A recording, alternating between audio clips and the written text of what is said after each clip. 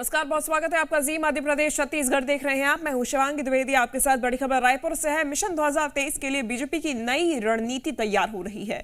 BJP प्रवक्ताओं को प्रदेश प्रभारी ओम माथुर का मंत्र है कि राहुल गांधी और कांग्रेस को भूल जाइए। ओम माथुर का ये कहना है कि सिर्फ सीएम बघेल और विधायकों को टारगेट कीजिए।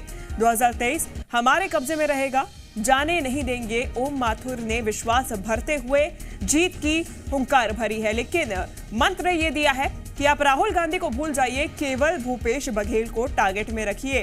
यानी कि राज्य सरकार टारगेट होना चाहिए, छत्तीसगढ़ के कांग्रेसी नेता उनका टारगेट होना चाहिए। जो भी सीएम बघेल और विधायक हैं छत्तीसगढ़ के, उन्हें टारगेट किया जाए। राहुल गांधी को भूल जाइए, कांग्रेस को भूल जाइए। ये मंत्र ओम माथुर ने तमाम बीजेपी के विधायकों को दिया है। देखिए, उन्होंने कहा है कि 2023 हमारे कब्जे में रहेगा, उसे जाने हम नहीं देंगे। जीत की हुंकार ओम माथुर प्रदेश प्रभारी बीजेपी ने भरी है। तो देखिए, बड़ी बात है ये, क्योंकि 2 दिन से लगातार बैठकों का दौर छत्तीसगढ़ बीजेपी में देखने को मिल रहा है। कल भी कोर कमेटी की बैठक हुई थी, जिसमें तमाम विधायक, सांसद, जनप्रतिनिधि और दिग्गज नेता शामिल हुए थे। इस दौरान ओम माथुर की अध्यक्षता में ये बैठक ली गई और उन्होंने जीत का मंत्र कल भी दिया था। संगठन को मजबूत करने पर, जमीनी स्तर पर काम करने पर जोर दिया था। आज ये मंत्र दिया है कि आज आप 23 पर फोकस कीजिए। ज्यादा जानकारी के साथ जी मीडिया संवाददाता शिखर देवांगन हमारे साथ जुड़ गए हैं। शिखर, एक बात तो साफ कर दिया है कि कांग्रेस अब फोकस नहीं रहा है, जो टक्कर है वो सीधा सीएम भूपेश बघेल से है। ओम माथुर ने जो भी जीत का मंत्र दिया है उसमें ये साफ। देखिए, मीडिया विभाग की जो प्रदेश कार्यालय है उसका जो है उद्घाटन करने के लिए ओम माथुर पहुंचे हुए थे और इस दौरान ओम माथुर जो भाजपा के प्रवक्ता हैं उनको संबोधित कर रहे थे। इस दौरान उन्होंने साफ तौर पे कहा कि जो 2023 का चुनाव है वो इस बार जाने नहीं देंगे। खासकर प्रवक्ताओं के कहा गया कि भूपेश बघेल, मुख्यमंत्री भूपेश बघेल और उनके विधायकों को जो है टारगेट कीजिए। जिस तरह से कांग्रेस और राहुल गांधी को जो है जाने देने की बात कह रहे हैं और सीधे सीधे प्रदेश पर टारगेट करने की बात जो है वो कही जा रही है। इस वक्त हमारे साथ भाजपा के प्रदेश मीडिया विभाग के प्रमुख जो है वो हैं, इनसे ही बात करेंगे कि ओम माथुर जी ने ये साफ संदेश दिया है कि मुख्यमंत्री भूपेश बघेल और विधायकों को टारगेट कीजिए। किस तरह से देखते हैं 2023 चुनाव के लिए, क्या कुछ संदेश है, क्या कुछ संदेश के रूप में मानते हैं इसे? जो जनप्रतिनिधि होते हैं निश्चित तौर पर उन्हीं से सवाल पूछे जाते हैं। तो जनप्रतिनिधि विधायक हैं तो उनसे सवाल पूछे जाने चाहिए। और सरकार के मुखिया कौन है, कौन नीति बना रहा है, रणनीति कौन बनाता है, वो मुख्यमंत्री जी बनाते हैं, नेतृत्वकर्ता वो हैं। तो निश्चित तौर पर उनकी जवाबदेही ज्यादा बनती है, इसलिए उनसे भी सवाल किए जाने चाहिए। बिल्कुल, 2023 का चुनाव है, बड़ी बैठकें जो है बीजेपी में लगातार जारी हैं। तो क्या इस बार जो बैठकें हो रही हैं वो मुख्यमंत्री भूपेश बघेल और विधायकों को टारगेट पे रखकर ही बैठक हो रही है? देखिए, बैठक में चुनाव जीतने की रणनीति, कार्यकर्ताओं तक पहुंचने की रणनीति, जनता का काम करने की भी बात कही गई, सेवा के कार्यों की भी बात हुई।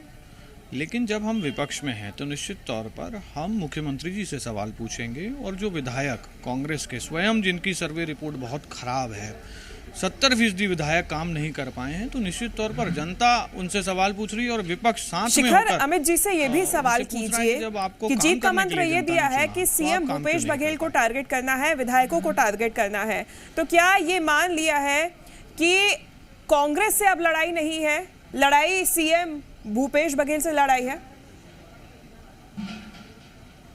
बिल्कुल, जिस तरह से बयान जो है ओम माथुर का आया है, अमित जी, एक सीधा सवाल है कि क्या जो है भूपेश बघेल और विधायकों से सीधी लड़ाई है या जो है बीजेपी की कांग्रेस से अब सीधी लड़ाई है? देखिए, जो मुख्यमंत्री होता है। ठीक है शिखर, आप सवाल पूछिए। हमारे साथ कांग्रेस से धनंजय जी भी जुड़ गए हैं। धनंजय जी, बहुत स्वागत है आपका। नई रणनीति बना रही है भाजपा कि अब सीधा टारगेट जो है सीएम भूपेश बघेल है, विधायक हैं छत्तीसगढ़ के। देखिए, ओम माथुर जी का पहला जब आगमन हुआ छत्तीसगढ़ में तो कहते हैं कि कांग्रेस उसके लिए कोई चुनौती नहीं है। एक दिन बाद ओम माथुर जी को धरातल का ज्ञान हो गया और उनको अपने अहंकार का एहसास हो गया और आज वो कह रहे हैं कि भूपेश बघेल जी उनके लिए चुनौती है। और ये पहला प्रभारी नहीं है भारतीय जनता पार्टी का ओम माथुर जी, के पहले जितने प्रभारी भी आए। तो धनंजय जी, कांग्रेस को तो अभी भी याद नहीं कर रहे, अभी भी उन्होंने बोला है कि कांग्रेस को भूल जाइए, चुनौती कांग्रेस नहीं है, राहुल गांधी नहीं, आप उन्हें भूल जाइए। जो चुनौती है, जो टारगेट रखना है, वो है सीएम भूपेश बघेल। मैं तो आपसे वही कहना चाहता हूँ ना, ओम माथुर जी पहले प्रभारी नहीं है, इसके पहले पुरंदेश्वरी जी आए, उन्होंने कहा था भूपेश बघेल जी का किसान होना भाजपा के लिए चुनौती है। भूपेश बघेल सरकार की, कांग्रेस सरकार की किसान नीति भाजपा के लिए चुनौती है। आज ओम माथुर जी एक दिन बाद ही पलटी मार दिए, पलटू राम की तरह, जो बोलते थे कि कोई चुनौती नहीं है। आज उनको धरातल का ज्ञान हो गया, एहसास हो गया कि भारतीय जनता पार्टी छत्तीसगढ़ में कहीं भी नहीं है, और जो 2018 के बाद जो 14 सीट में सिमटी है, 2023 में 14 सीट भी बचा ले भारतीय जनता पार्टी, बहुत बड़ी बात है। इसलिए आज उसको धरातल का ज्ञान हुआ ना, और पूरे देश में मैं तो कहूंगा भारतीय जनता पार्टी कहीं भी नहीं है, क्योंकि कांग्रेस पार्टी के जो रीति सिद्धांत है, जो पूर्व सरकारों के जो काम है, आज जनता उसकी तारीफ कर रही है। और इसके बाद भारतीय जनता पार्टी के नेताओं को कुछ सूझ नहीं रहा है। ओम माथुर जी को 24 घंटे बाद धरातल समझ में आ गया कि भाजपा छत्तीसगढ़ में कुछ नहीं है, और भूपेश बघेल जी का किसान चेहरा, किसान जैसी नीतियां और कांग्रेस पार्टी के रीति सिद्धांत और कांग्रेस की जो नेतागण है, वो बड़ी चुनौती है। इसीलिए तो ठीक है धनंजय जी, अमित चिमनानी साहब हमारे साथ जुड़े हुए हैं। शिखर, अमित चिमनानी जी से सवाल कीजिए, 24 घंटे में ओम माथुर जी को वास्तविकता समझ में आ गई क्या, तभी ऐसे जीत के मंत्र दे रहे हैं?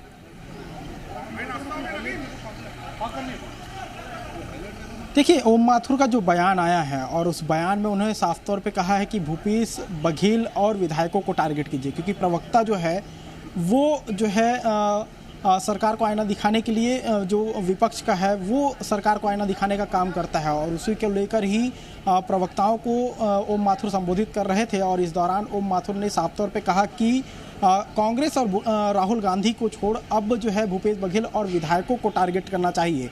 और उसी बयान पर बीजेपी ने साफ तौर पे कहा, बीजेपी भी साफ तौर पे कह रही है कि छत्तीसगढ़ में मुख्यमंत्री भूपेश बघेल हैं और उनकी सरकार है, विधायक हैं, उनकी रिपोर्ट के आधार पर उनको लगातार अब टारगेट किया जाएगा। 2023 का चुनाव है, और 2023 के चुनाव अब जैसे बास्केटबॉल में होता है कि एक एक प्लेयर को टारगेट करके खेला जाता है, भाजपा भी उसी रणनीति पे उतरेगी, एक एक विधायकों को टारगेट किया जाएगा, क्या कुछ रिपोर्ट कार्ड है तैयार किया जाएगा और उसी को लेके घेरा जाएगा?